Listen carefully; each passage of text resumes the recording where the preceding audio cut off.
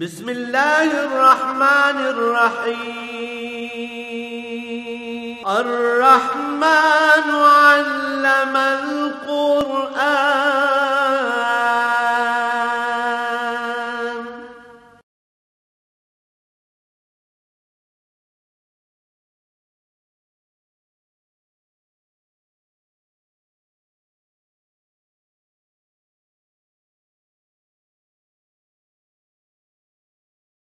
الحمد لله رب العالمين والصلاة والسلام على حبيبه محمد وآله وصحبه أجمعين. أعوذ بالله من الشيطان الرجيم. بسم الله الرحمن الرحيم. ما كان للنبي والذين آمنوا أن يستغفروا للمشركين ولو كانوا أولي قربى من بعد ما تبين لهم أنهم أصحاب الجحيم.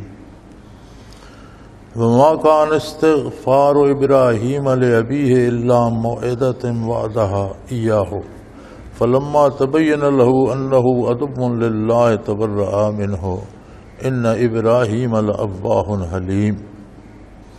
وما كان الله ليضل قوما بعد إذ هداهم حتى يبين لهم ما يتقون إن الله بكل شيء عليم.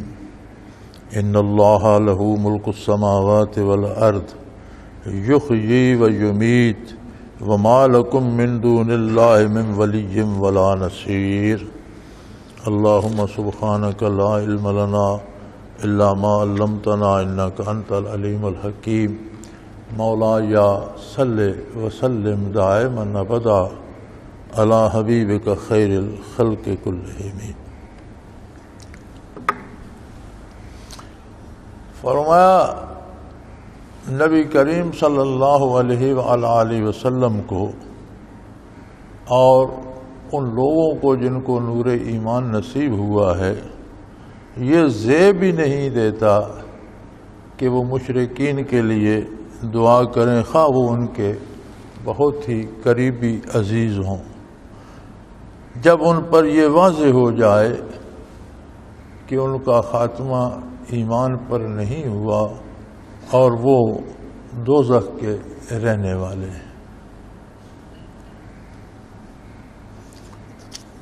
یہ آیہ کریمہ جناب ابو طالب کے واقعہ میں نازل ہوئی. اس کا شان نزول یہ ہے نبی کریم صلی اللہ علیہ وآلہ وسلم کے والد گرامی تو آپ کی پیدائش سے پہلے فوت ہو گئے. پھر چھوٹی عمر میں والدہ کا وصال ہو گیا تو آپ اپنے دادا کے ساتھ رہے. پھر جب دادا کا حضرت عبد المطلب کا وصال ہوا تو ابو طالب جو آپ کے چچا تھے ان کی کفالت میں آ گئے. لیکن یہ جو کہا جاتا ہے اور عام روایات ملتی ہیں کہ جناب ابو طالب نے آپ کی کفالت کی، یہ درست نہیں ہے. بلکہ اس عمر میں بھی آپ اجرت پر بکریاں چرایا کرتے تھے اور وہ اجرت اپنے چچا کو دیا کرتے تھے. یعنی ابو طالب کی کفالت کی بجائے خود حضور اپنے چچا کی مدد فرمایا کرتے ہیں. ایک مصری محقق نے ایک کتاب لکھی ہے محمد الرسول اللہ، یہی اس کتاب کا نام ہے. اس میں اس نے بڑی وضاحت کے ساتھ یہ سب لکھا ہے کہ جب حضور نبی کریم صلی اللہ علیہ وسلم جناب ابو طالب کی کفالت میں آئے تو آپ نے اجرت پر بکریاں چرانا شروع کر دی اور وہ جو اجرت بکریاں چرانے کی ملتی تھی وہ اپنے چچا کو دیا کرتے تھے. ابو طالب کثیر العیال بھی تھے، آپ کی بہت ساری اولادیں بھی تھیں اور ایک ٹانگ سے معذور بھی تھے، زیادہ سفر نہیں کر سکتے تھے تو کاروبار بھی زیادہ نہیں تھا تو ان کا حال معاشی طور پر زیادہ اچھا نہیں تھا. تو نبی کریم صلی اللہ علیہ وسلم ان کی مدد فرمایا کرتے تھے. حتیٰ کہ جب آپ صلی اللہ علیہ وسلم کا نکاح حضرت خدیجہ الکبریٰ رضی اللہ عنہا سے ہوا تو آپ نے چچا سے ایک بیٹا مانگ لیا کہ ان کی کچھ جتنی ہو سکے اتنی میں مدد کروں۔ اور وہ بیٹا حضرت علی کرم اللہ وجہ الکریم تھے جو بہت کم سن تھے، تو حضور انہیں ساتھ لے گئے اور ان کی پرورش حضرت خدیجہ رضی اللہ عنہ کے گھر میں نبی کریم صلی اللہ علیہ وسلم نے خود فرمائی۔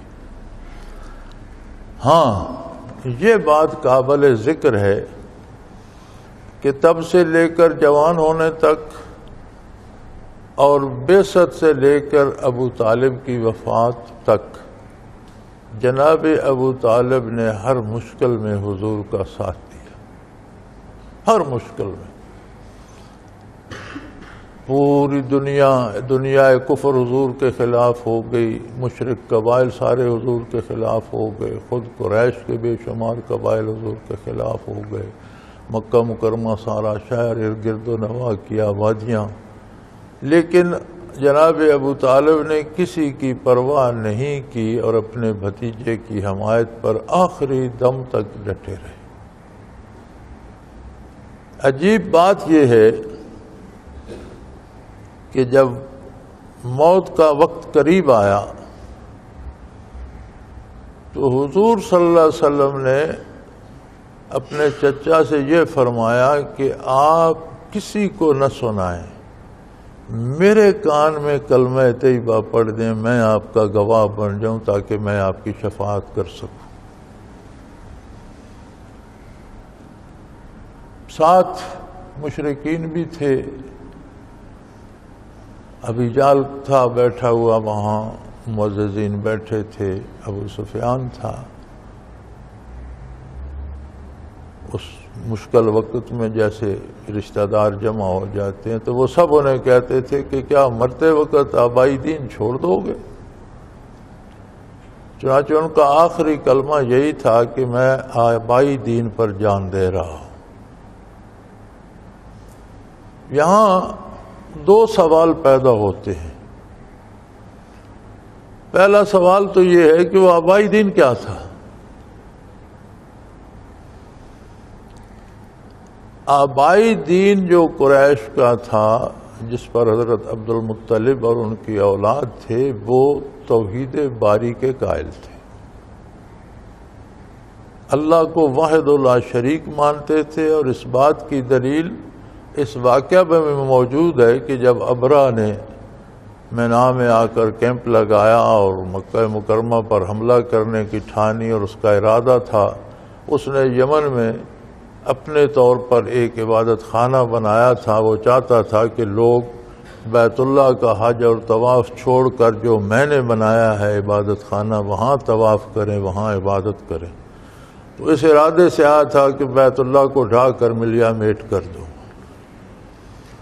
اس کے پاس جتنا لاؤ لشکر اور ہاتھیوں کا لشکر جو عربوں نے پہلی دفعہ دیکھے، عرب میں تو ہاتھی نہیں ہوتے، تو اس کی افواج دیکھ کر حضرت عبد المطلب نے اہل مکہ سے کہا کہ مقابلہ تو اس کا کر نہیں سکتے، لہذا اپنی جانیں بچاؤ، پہاڑوں پر چلے جاؤ، بیت اللہ کا اللہ مالک ہے، وہ اس سے نبٹ لے گا۔ ابرہ کے کچھ لشکری اونٹ ہانک کر لے گئے جو حضرت ابو مطلب کے تھے، تو آپ اس کے لشکر میں تشریف لے گئے۔ اسے بتایا گیا کہ قریش کا سب سے بڑا سردار آپ سے ملنے آیا ہے،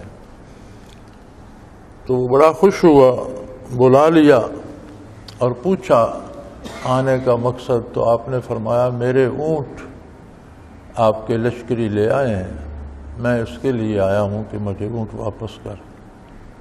تو وہ بڑا حیران ہوا، اس نے کہا بھئی میں تمہارا عبادت خانہ گرانے کے لیے آیا ہوں اور کعبہ کو ملیا میٹ کرنے کے لیے، تو میں سمجھا تم اس کی کوئی بات مجھ سے کرو گے اور تم تو اونٹوں پر آ گئے۔ تو انہوں نے فرمایا اللہ نے اونٹ مجھے دیے ہیں، ان کی عارضی ملکیت میرے پاس ہے، مجھے ان کی فکر ہے۔ یہ جس کعبے کو گرانے کی تم بات کر رہے ہو، اس کا بھی ایک مالک ہے، تو ہمارے بس میں نہیں ہے کہ ہم تمہیں روکیں، اب یہ اس کا کام ہے، وہ تم سے نبٹ لے گا، تم جانو اور وہ جانو۔ تو یہ واقعہ بھی اس بات کا واضح ثبوت ہے کہ حضرت عبد المطلب اللہ کی توحید کے اور اس کی قدرت کاملہ کے قائل تھے۔ چنانچہ آبائی دین تو توحید ثابت ہو گیا، حضور کے والد ماجد کا وصال بھی اسی پر ہوا، آپ کی والدہ ماجدہ کا وصال بھی اسی دین پر ہوا۔ یہ بعض کتابوں میں معراج شریف کے واقعہ میں لوگ لکھ دیتے ہیں کہ حضور نے والدین کو معاذ اللہ جہنم میں دیکھا، یہ غلط لکھتے ہیں۔ وہ لوگ توحید باری پر قائم تھے اور بعثت عالی سے پہلے صرف توحید پر قائم ہونا نجات کے لیے کافی تھا۔ اب جناب ابو طالب نے کہا میں آبائی دین پر ہوں، تو یہاں سوال یہ پیدا ہو گیا کہ اب نبی کریم صلی اللہ علیہ وسلم مبعوث ہو چکے تھے، اب صرف توحید کافی نہیں تھی، اب ایمان کے لیے توحید اور رسالت دونوں کا اقرار ضروری تھا۔ اگر کوئی توحید کو مانتا بھی ہے، ساری عمر لا الہ الا اللہ پڑھتا رہے، لیکن جب تک محمد الرسول اللہ نہ پڑھے مسلمان نہیں ہو۔ تو ابو طالب نے اسی دین کا حوالہ تو دیا، لیکن حضور صلی اللہ علیہ وسلم کی بعثت کے بعد اب اقرار رسالت بھی اتنا ہی لازمی ہو گیا تھا، اور جو رسالت کا اقرار کرتا ہے گویا اس نے توحید کو بھی قبول نہیں کیا، چونکہ توحید ہی کا تقاضا ہے کہ اللہ کے رسول کو بھی بحیثیت رسول قبول کیا جائے۔ دوسرا سوال یہ پیدا ہوتا ہے کہ بچپن سے بعثت تک اور بعثت عالی سے لے کر جناب ابو طالب نے اپنی وفات تک حضور صلی اللہ علیہ وسلم کی ہر طرح کی حمایت کی۔ قریش نے بڑے بڑے ہیلے کیے، بلکہ ایک دفعہ تو قریش کا وفد آیا کہ آپ یہ بھتیجا ہمارے حوالے کرتے اور ہم اس جیسا دوسرا خوبصورت نوجوان آپ کو پیش کر دیتے ہیں، اسے آپ پالیں پوسیں، وہ آپ ہی کا بیٹا ہوگا، آپ ہی کے پاس رہے گا۔ تو جناب ابو طالب نے ہنس کر کہا کہ بڑا عجیب سودا کرتے ہو کہ میں اپنا بیٹا تمہیں دے دوں کہ تم اسے قتل کر دو، اور تمہارا بیٹا میں ناز و نعمت سے پالتا رہوں، یہ عجیب سودا ہے، یہ کیسے ممکن ہے کہ تمہارے بیٹے کو میں پالتا رہوں اور تم میرے بیٹے کو لے جا کر قتل کر دو، یہ کیسے ممکن؟ یعنی بہت ہیلے انہوں نے کیے، لیکن وہ حضور کی حمایت پر تا دم واپسی قائم رہے۔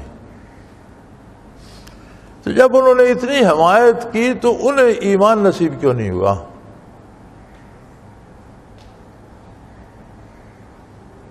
اصل بات یہ ہے کہ انہوں نے محمد الرسول اللہ کی حمایت نہیں کی، وہ اپنے بھتیجے محمد بن عبداللہ کی حمایت کرتے رہے۔ محمد الرسول اللہ صلی اللہ علیہ وسلم کی حمایت تو کرتے تو پھر محمد الرسول اللہ مان لیتے۔ حضرت رحمۃ اللہ علیہ کی خدمت میں بیٹھے تھے، جن دنوں ہندوستان کا وزیر اعظم نہرو مرا، تو ساتھی جاتے تھے ہر مہینے کے ہفتے کو، سیٹرڈے کو، سنڈے کو، جیسے یہاں اجتماع ہوتا ہے وہاں بھی ساتھی جمع ہوتے تھے۔ یہ جو ہر مہینے کا ایک اجتماع ہوتا ہے یہ حضرت رحمۃ اللہ کی زندگی میں حضرت رحمۃ اللہ کے پاس ہوتا تھا۔ تو وہاں ہم کافی سارے ساتھی بیٹھے تھے، تو قاضی صاحب مرحوم بھی تھے، تو کسی نے بات کی نہرو کی اور کہا کہ بڑا دانشور، بڑا ذہین اور بڑا قابل وزیر اعظم تھا ہندوستان کا۔ ایسے باتوں میں بات ہوئی تو قاضی صاحب نے سر اٹھا اور کہنے لگے یار عقل مند ہوتا تو نبی کریم صلی اللہ علیہ وسلم کو اللہ کا رسول مان لیتا، اللہ کو واحد لا شریک مان لیتا۔ جس نے اللہ کو اللہ نہیں مانا، نبی کو نبی نہیں مانا، وہ کہاں کا دانشور ہے اور اس میں کہاں کی عقل ہے، اور کون سا وہ تم کہہ رہے ہو کہ بڑا سمجھدار تھا؟ یہ تو سب سے بڑا بے وقوف تھا جو کفر میں زندگی ہار گیا۔ کچھ ایسا ہی واقعہ رہا کہ اگر وہ اللہ کے رسول کی حمایت کرتے، رسول مان کر حمایت کرتے، تو ان جیسا کون ہوتا؟ لیکن جو حمایت وہ کرتے رہے وہ حضور کی نہیں، رسول اللہ کی نہیں، اپنے بھتیجے محمد بن عبداللہ کی کرتے رہے، رسول نہیں مانا انہوں نے۔ اور اس بات کو زیادہ طول نہیں دینا چاہیے، معاملہ اللہ کی بارگاہ میں ہے، اور نبی کریم صلی اللہ علیہ وسلم کے خاندان کے افراد پر بحث کرنا بھی مناسب نہیں ہے، یہ حضور کو پسند نہیں ہے۔ سب سے زیادہ شدت کے ساتھ جس شخص کی بات کی گئی اور نام لے کر بات کی گئی وہ حضور کے چچاؤں میں ابو لہب ہے۔ قرآن میں موجود ہے تبت یدا ابی لہب وتب۔ تو مدینہ منورہ میں کسی صحابی کے بارے عرض کیا گیا کہ یا رسول اللہ یہ ہر نماز میں یہ سورت پڑھتے ہیں ایک رکعت میں، تو آپ نے طلب فرمایا اور پوچھا، ان کا اللہ نے ان پر چونکہ غضب فرمایا ہے تو مجھے یہ پسند ہے میں پڑھتا ہوں۔ آپ نے فرمایا تمہیں 30 پاروں میں اور کوئی جگہ پڑھنے کی نہیں ملی۔ اللہ نے جو فرمایا وہ بجا درست، لیکن تمہیں میرے خاندان کا کچھ پاس ہونا چاہیے۔ اس نے مجھے نہیں مانا لیکن اس کا دکھ تو میرے دل میں ہوتا ہے۔ تو خاندان نبوی پر بحث کرنا یہ کسی طور مناسب نہیں ہے، یہ اللہ کی مرضی، جس کو جہاں چاہے وہ رکھے، اس کی اپنی کائنات ہے۔ تو یہ اصول اس وقت اللہ نے نازل فرما دیا کیونکہ حضور صلی اللہ علیہ وسلم کا جی چاہتا تھا کہ میں بھی مومنین بھی چچا کی مغفرت کے لیے دعا کریں، تو اللہ نے فرمایا نہیں، آپ کو زیب نہیں دیتا۔ جو ایمان نہیں لایا اور جس کا کفر پر خاتمہ ہو گیا، ہاں کوئی مشرک کوئی کافر زندہ ہے، اس کی ہدایت کے لیے دعا کرنا منع نہیں ہے۔ یہ دعا بندہ کر سکتا ہے کہ یا اللہ اسے ہدایت دے دے۔ کئی دفعہ کوئی بیٹا ہوتا ہے، کوئی دوست ہوتا ہے، کوئی بزرگ ہوتا ہے، کوئی رشتہ دار ہوتا ہے، گمراہ ہو جاتا ہے، تو اس کی زندگی میں ہدایت کی دعا کرنے سے اللہ کریم نے نہیں روکا، یہ دعا کی جا سکتی ہے۔ لیکن جس کا خاتمہ کفر پر ہو جائے اس کے بعد اس کے لیے دعا کرنا شرعاً جائز نہیں ہے۔ اور فرمایا نبی صلی اللہ علیہ وسلم کو اور مسلمانوں کو تو یہ زیب ہی نہیں دیتا کہ جن لوگوں نے شرک پر جان دی، خواہ وہ کتنے قریبی رشتہ دار ہوں، جب یہ واضح ہو گیا کہ یہ جہنم میں جائیں گے، ان کے لیے دعا کرنا درست نہیں ہے۔ اس کا مطلب ہے کہ دعا کا اپنا ایک اثر ہوتا ہے، دعا ایک فضول رسم نہیں ہے۔ یہ ہماری کم ظرفی ہے کہ ہم دعا کو ایک رسم بنا لیتے ہیں۔ ابھی صلوات سے فارغ ہوئے تو دعا مانگی، لیکن ہم دعا نہیں مانگ رہے ہوتے، کچھ رٹے رٹائے جملے پڑھ دیتے ہیں اور منہ پہ ہاتھ پھیر لیتے ہیں۔ دعا، ہر دعا اپنا ایک اثر رکھتی ہے۔ اور پھر انبیاء علیہ الصلوۃ والسلام کی دعا، نبی کی دعا، اور پھر صحابہ کرام کی دعا، اس کا ایک اپنا اثر، ایک اپنا انداز ہے۔ اور اللہ کریم نے بطور سزا ان لوگوں کو جن کا خاتمہ صحیح عقیدہ اسلامی پر نہیں ہوتا، توحید و رسالت پر نہیں ہوتا، ان کو اس سے محروم کر دیا۔ یعنی دعا سے محروم ہونا بھی عذاب کی ایک قسم ہے کہ اللہ نے مشرکین کو اور دوزخیوں کو نیک لوگوں کی دعاؤں سے بھی محروم کر دیا۔ یہ بھی ایک سزاؤں، اللہ کی سزاؤں میں سے ایک سزا یہ بھی ہے۔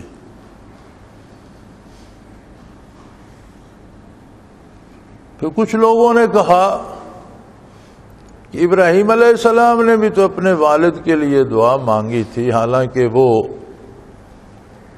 ان کے بت خانے کے سب سے بڑے پروت تھے، شاہی بت خانے کے، اور بت گر بھی تھے، خود بت بناتے بھی تھے، کاریگر بھی تھے، بت بناتے بھی تھے، اور بت خانے کے سب سے بڑے پجاری اور بادشاہ کی طرف سے بڑے معتبر اور اس کے انچارج تھے۔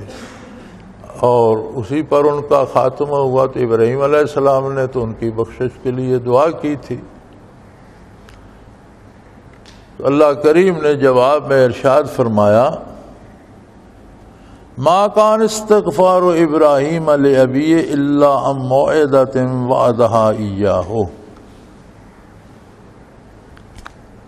بعض لوگوں نے یہ بھی بہت جگہ لکھا ہے کہ آزر ابراہیم علیہ السلام کے والد نہیں تھے، چچا تھے، تو عربی میں چچا کو بھی ابو یا بھی کہہ دیتے ہیں۔ میرے خیال میں جو کچھ قرآن کریم نے فرمایا ہے میں یہ سمجھتا ہوں کہ اس میں تاویل مناسب نہیں۔ اگر قرآن کریم نے واضح لأبیہ ان کے والد کہا ہے تو کسی کو یہ ضرورت نہیں ہے کہ اب اس کی تاویل کرتا رہے۔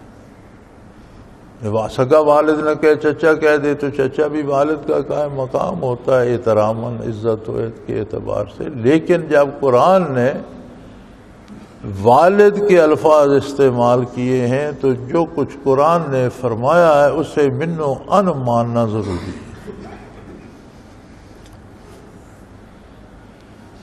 تو ابراہیم علیہ السلام نے پوری کوشش کی، بتوں کی کمزوری دکھانے کے لیے ان کے بتوں کو پاش کر دیا۔ انہوں نے ابراہیم علیہ السلام کے لیے آگ میں پھینکنے کی تجویز کی، بہت بڑا علو روشن کیا گیا اور اس میں پھینکا گیا۔ اللہ کریم نے آگ کو ان کے لیے باد بہاری بنا دیا۔ یہ بھی بہت لوگوں نے لکھا ہے کہ وہ جو درخت جل رہے تھے بجھ گئے اور وہ سرسبز ہو کر کھڑے ہو گئے اور ایک باغ بن گیا۔ لیکن جو روندش قرآن کریم کی ہے، قرآن کریم فرماتا ہے وَقُلْنَا يَا نَارُ كُونِي بَرْدًا وَسَلَامًا عَلَىٰ ابراہیم۔ ہم نے حکم دیا اے آگ تجھے جب سے پیدا کیا اور تو جب تک رہے گی تیرا کام جلانا ہے، یہ میں نے تجھے خصوصی ایک صفت دی ہے۔ لیکن آج ابراہیم کے لیے باد بہاری بن جا،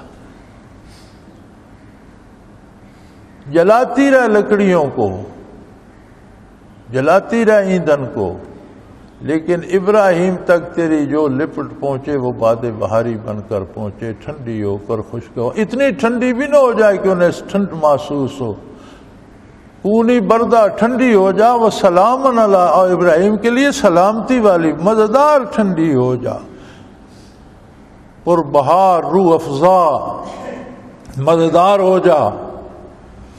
اور کمال یہ ہے کہ آگ آگ ہی رہے اور ٹھنڈی اور خوشگوار لگے۔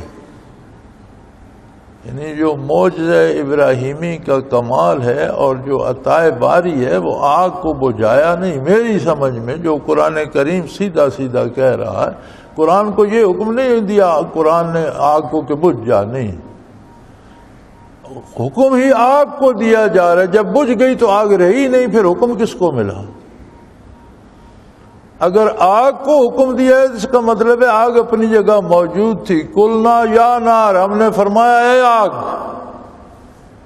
کونی بردہ ٹھنڈی ہو جا، اور اتنی ٹھنڈی نہیں جو تکلیف دینے والی ٹھنڈ ہو۔ وسلامن علی ابراہیم، ابراہیم کے لیے سلامتی کا، موج کا سبب بن جا، لطف کا سبب بن جا۔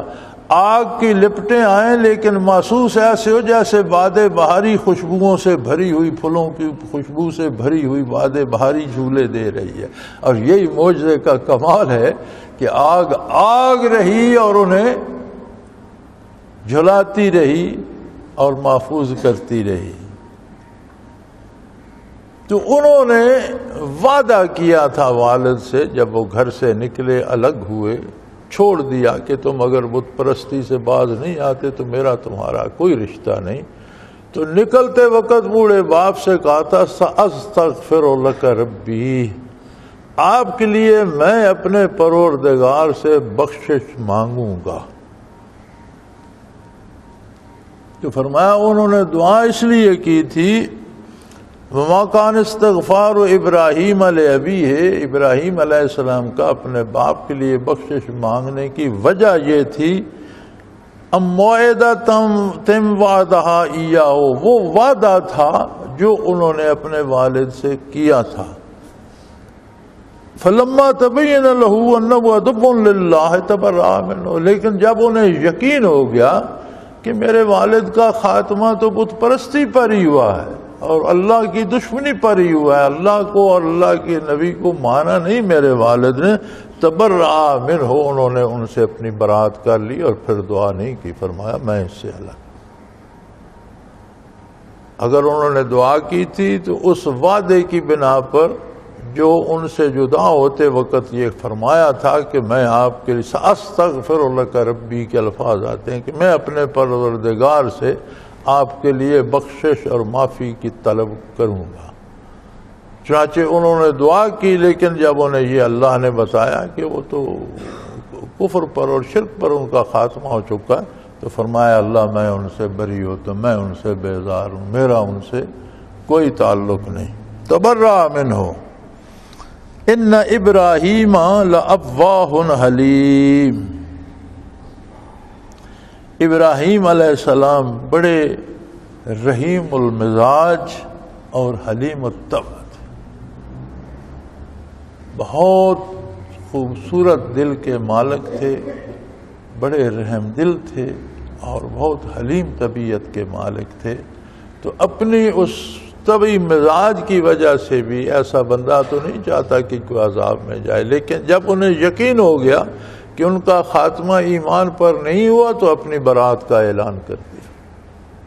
تو لہذا کسی بھی کافر یا کفر یا شرک پر مرنے والے کا کسی بھی نبی یا مومن سے کوئی تعلق، کوئی رشتہ باقی نہیں رہتا. رشتے تو زندگی میں ہی ختم ہو جاتے ہیں. کفر اور ایمان میں اتنا فاصلہ ہے کہ یہ ایک جگہ اکٹھے نہیں ہو سکتے. لیکن زندگی میں ایک گنجائش باقی ہوتی ہے کہ کوئی عزیز، کوئی رشتہ دار، کوئی بزرگ اگر کفر و شرک میں مبتلا ہے تو اس کی ہدایت کے لیے دعا کی جا سکتی ہے، اس کی اجازت ہے کہ اللہ اسے ہدایت دے.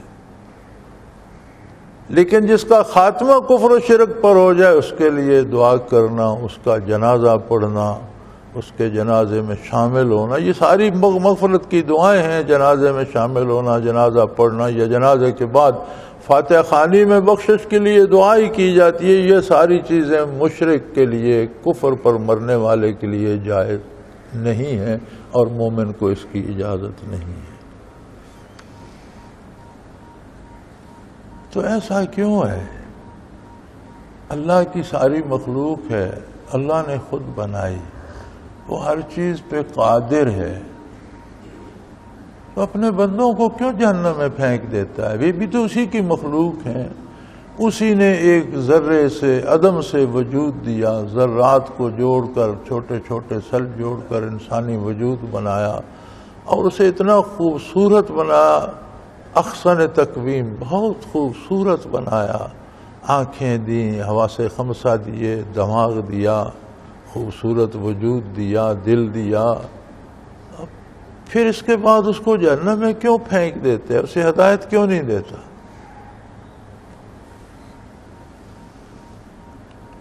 کوئی بھی صناع، کوئی بھی کاریگر جو چیزیں خود بناتا ہے، کوئی کھلونا بناتا ہے، کوئی گھڑی بناتا ہے، کوئی گاڑی بناتا ہے، کوئی جہاز بنا کر خود تو اسے نہیں جلا دیتا، اسے توڑ تو نہیں دیتا. اپنی مخلوق سے محبت ہوتی ہے بنانے والے کو، اپنی صنعت سے پیار ہوتا ہے تو اس کی حفاظت کرتا ہے. اللہ کریم بنا کر پھر لوگوں کو جہنم میں کیوں پھینک دیتا ہے؟ فرمایا ما کان اللہ لیضل قوما بعد اذ ہداہم. اللہ کسی کو گمراہ کر دے یہ اللہ کی شان کے خلاف. اللہ کریم بندوں کو گمراہ نہیں کرتا. اللہ کریم اپنی مخلوق کو پیدا کرنے کے بعد جہنم میں پھینکنا پسند نہیں فرماتا، لیکن اس نے مخلوق کو اختیار دے دیا ہے، کچھ حدود متعین کر دی ہیں. حتی یبین لہم ما یتقون، یہاں تک کہ اللہ نے مخلوق کے لیے حدود متعین کر دی ہیں، راہیں متعین کر دی ہیں، طریقے متعین کر دیے ہیں۔ عقیدہ اس طرح سے رکھو گے، ایمان یہ ہوگا، اور اعمال اس طرح کرو گے، حلال کھاؤ گے، حرام نہیں کھاؤ گے، سچ بولو گے، جھوٹ نہیں بولو گے، نیکی کرو گے، نبی کا اتباع کرو گے صلی اللہ علیہ وآلہ وسلم، اور نافرمانی نہیں کرو گے، اللہ کے احکام کی پیروی کرو گے، اطاعت کرو گے، نبی کی سنت کے مطابق زندگی گزار، یہ حدود متعین کر دی ہیں اور بندے کو اختیار دے دیا ہے، اس لیے کہ انسان وہ واحد مخلوق ہے جسے اللہ کریم نے معرفت باری کی استعداد بخشی۔ انسان کے علاوہ نوری مخلوق ہیں، فرشتے، وہی لاتے ہیں زندگی۔ ماں کے پیٹ میں بچے کے وجود میں روح پھونکتے ہیں اور زندگی ختم ہو تو روح قبض کرتے ہیں، یہ ساری ڈیوٹیاں کرتے ہیں، لیکن یہ سارے حاکم کا حکم بجا لاتے ہیں، یہ نگاہ اٹھا کر حاکم کے پرجلال رخ انور کی طرف دیکھنے کی جرات نہیں رکھتے، یہ نہیں کہہ سکتے حاکم کون ہے، کیسا ہے، یہ حکم کے غلام۔ انسان کو یہ استعداد دی گئی کہ یہ اللہ کی ذات کی طرف متوجہ ہوتا ہے، میرا رب کون ہے، میرا رب کیسا ہے، اس کی صفات میں غور کرتا ہے اور اس کی ذات میں ڈوب جاتا ہے۔ یہ استعداد صرف انسان کے پاس۔ اب جب انسان کو معرفت باری کی استعداد دی گئی اور اس کے لیے شرائط متعین کر دی گئی، جیسے نگاہ دی گئی ہے تو یہ بھی ضروری ہے کہ نگاہ کے آگے آنکھ کے آگے ہاتھ نہیں رکھ لو، ہاتھ رکھو گے تو کچھ نظر نہیں آئے گا۔ آنکھوں میں نظر تو دی ہے، آنکھیں درست بھی ہوں، نظر ٹھیک بھی ہو۔ آپ اپنی اینک کی جگہ لوہے کی اینک پہن لیں، شیشے کی اینک کی جگہ، تو اس میں سے کیا نظر آئے گا؟ کان دیے ہیں سننے کے لیے، آپ کانوں میں انگلیاں ٹھونس لیں تو کیا نظر آئے گا؟ زبان بولنے کے لیے دی ہے، وہ استعداد ہے اس میں بولنے کی، آپ منہ بند کر کے بیٹھ جائیں تو کیسے بولیں؟ فرمایا میں نے انہیں معرفت باری کی استعداد دی، اس کے لیے کچھ شرائط رکھ دی، حدود متعین کر دی، کچھ کام مقرر کر دیے کہ یہ کرو گے، یہ نہیں کرو گے۔ اب انہوں نے اپنی پسند سے میرے ان احکام کی پرواہ نہیں کی، میری بات کو نہیں مانا، میرے نبی کی غلامی چھوڑ دی، میرے نبی کا اتباع نہیں کیا، تو یہ زبردستی محنت کر کے خود جہنم میں جا رہے، میں تو انہیں پھینک کر راضی نہیں ہوں، میں تو ان پر خوش ہوں جنہوں نے میرے نبی کی اطاعت کی اور جنت میں پہنچے، میں تو انہیں پسند کرتا ہوں، ان پر خوش ہوں، ان پر راضی ہوں۔ ہاں میں چاہتا تو سب کو جنت میں پیدا کر کے جنت میں بھیج دیتا، دنیا میں بھیجتا ہی نہیں۔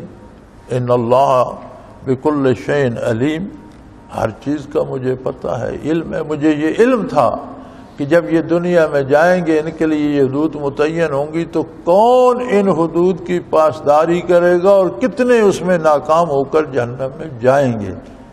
یہ نہیں کہ اللہ کو علم نہیں تھا، فرمایا میں جانتا تھا، لیکن جو مقام و مرتبہ میں نے انہیں بخشا اس کا تقاضا یہ تھا کہ بات میں ان پر چھوڑ دوں، یہ جہنم جاتے ہیں، یہ جنت جاتے ہیں، یہ میری رحمت کا سہارا لیتے ہیں، یہ دنیا کے لالچ میں اور اقتدار کے لالچ میں اور دولت کے ہوس میں اللہ اللہ کے رسول کو چھوڑ دیتے ہیں۔ اب جو بندہ دولت یا عہدے یا مرتبے کے لالچ میں یا دنیا کی ہوس کے لالچ میں، یار عجیب بات تو یہ ہے کہ جن کے پاس اربوں کی دولت ہے، کھربوں روپے ہیں، وہ تو کسی لالچ میں ہے۔ ہم غریب جن کے پاس صبح و شام کھانے کریں، ہم کس لالچ میں اطاعت الہی اور اتباع سنت کو چھوڑے بیٹھے ہیں؟ میں نے غریبوں کو زیادہ گستاخ پایا، اللہ ہمیں معاف کرے۔ یہ ایسے جملے کہتے ہیں جو ایک جملہ جہنم جانے کے لیے کافی۔ ان سے پوچھو نا تو کہتے ہیں ہمیں اللہ نے دیا کیا، ہمارا اللہ کر کیا رہا ہے؟ بھوک اور افلاس میں رہ رہے ہیں. بھئی اس کی اپنی کائنات ہے. اگر اس نے تمہیں غریبی دی ہے تو اس غریبی پر بھی فخر کرو. اللہ کی دی ہوئی نعمت ہے. اور غریبی ایسی دولت ہے جو ان ہزاروں گناہوں سے بچا لیتی ہے جو دولت مند کر سکتا ہے، غریب نہیں کر سکتا. غریبی میں راحت و سکون زیادہ ہے دولت کی نسبت. الحمدللہ ہم نے غریبی بھی دیکھی ہے، اللہ کا شکر ہے، اس میں بھی بڑی موج رہی. اللہ نے دنیا کی دولت بھی دی ہے، دین کی دولت بھی دی ہے، لیکن یہ بڑی پکی بات ہے، زندگی کا تجربہ ہے کہ غریبی میں سہولتیں زیادہ ہیں اور دولت میں دشواریاں زیادہ.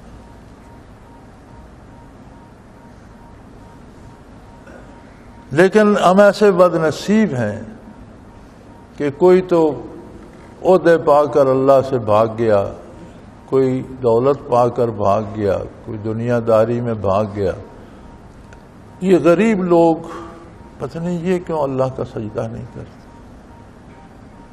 یہ کیوں جھوٹ بولتے ہیں، یہ کیوں حضور کا اتباع نہیں کرتے. اللہ کریم سب کو توفیق دے اور اس بات کی سمجھ اور شعور بھی دے. اب رہی یہ بات کہ اللہ اختیار نہ دیتا، اس نے ایسا کیوں کیا؟ فرمایا یہ سوال کرنے کی جرات کسی کو نہیں ہونی چاہیے. کائنات میری اپنی ہے.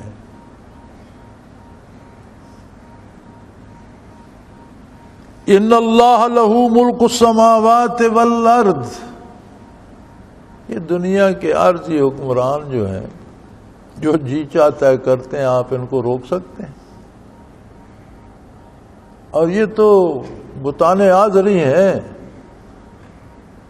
ان کی حیثیت کیا ہے؟ ایک دانت میں درد ہو جائے چلانے لگتے ہیں، سر میں درد ہو جائے تو اسے ٹھیک نہیں کر سکتے. ہماری طرح کے مجبور انسان ہیں.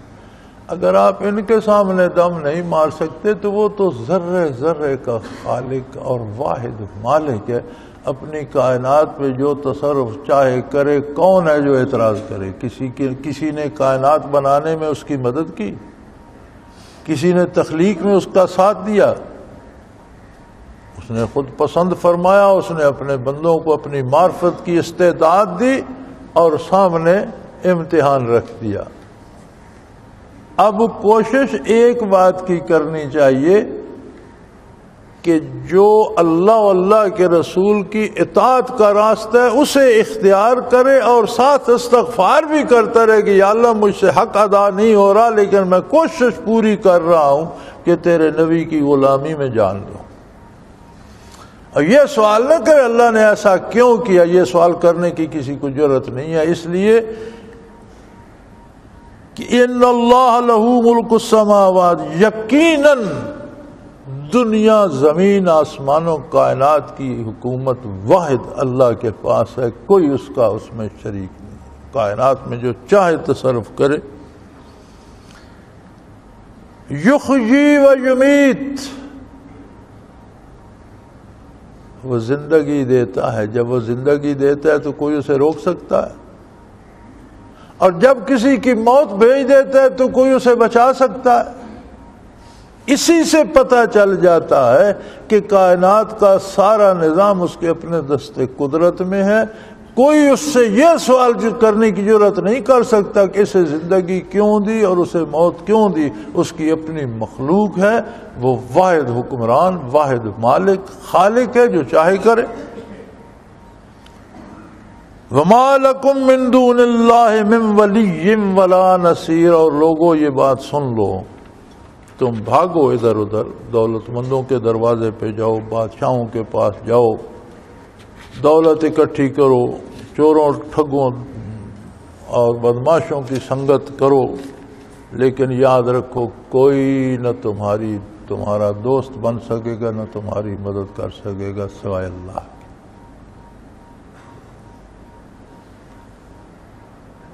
اللہ سے جس کی دوستی ہے، اللہ جس کو دوست رکھتا ہے، کائنات کا ذرہ ذرہ اس کا دوست ہو جاتا ہے، اور جو اللہ سے دشمنی کرتا ہے کائنات کا ذرہ ذرہ اس کا دشمن ہو جاتا ہے۔ اللہ کی نافرمانی میں تمہیں کوئی بچانے والا آگے، سب وقتی آسرے ہیں، سب جھوٹی امیدیں ہیں، جھوٹی تسلیاں ہیں، فلاں یہ کر دے گا، فلاں وہ، کسی نے کچھ نہیں کرنا۔ وہ واحد و لا شریک ہے جو ہر وقت، ہر جگہ، ہر مقام پر تمہاری مدد فرما سکتا ہے۔ اگر اس سے اور اس کے نبی سے بگاڑ لوگے تو تمہارے پلے کچھ نہیں پڑے گا۔ وقتی طور پر اس نے خود مہلت دی ہوئی ہے، جتنی جتنی کسی کو زندگی بخشی اس کے مہلت ہے۔ جب موت آتی ہے تو دیکھ لو کافر اور مشرک کا، اور جس کا کفر پہ خاتمہ ہوتا ہے، اسے کیا سزا ملتی ہے کہ کوئی اللہ کا نیک بندہ اس کے لیے دعا بھی نہیں کر سکتا، کوئی سفارش بھی نہیں کر سکتا، کوئی یہ کہہ بھی نہیں سکتا کہ اللہ اسے معاف کر دے۔ اس پر بھی پابندی لگا دی تو پھر کیا ان کو کیا ملا؟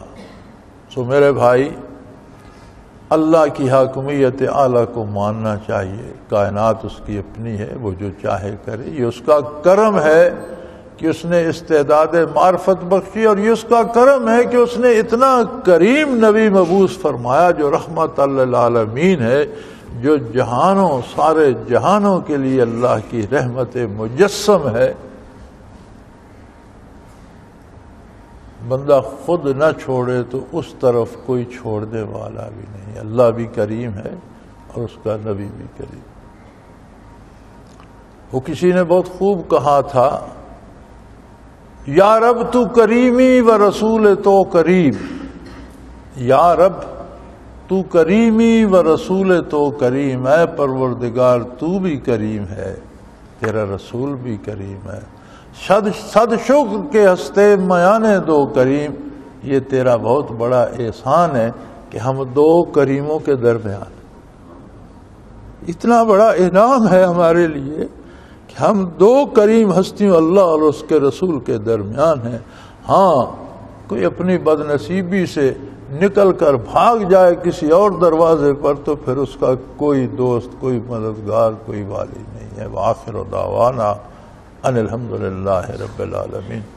اللہ اللہ اللہ اللہ اللہ اللہ اللہ اللہ۔